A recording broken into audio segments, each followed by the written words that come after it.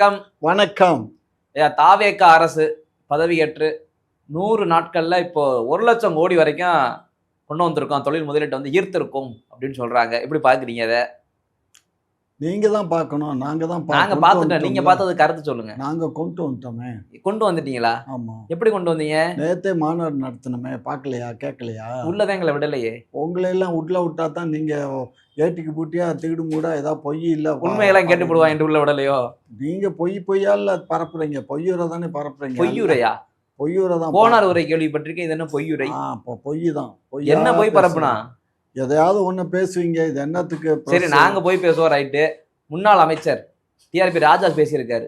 அதுல 70 தொழில் அந்த ஈர்ப்பு கொண்டு வந்தது, 70 ஒப்பந்தம் வந்து நாங்க திமுக ஆட்சியில இது பண்ணது அப்படின்னு சொல்லியிருக்காங்க. இதுக்கு தாங்கள் என்ன பதில் சொல்ல விளைகிறீர்? அவர் ஆட்சியில 70 பேர் அவர் ஆட்சி இருப்பா. அந்த திமுக ஆட்சியில கொண்டு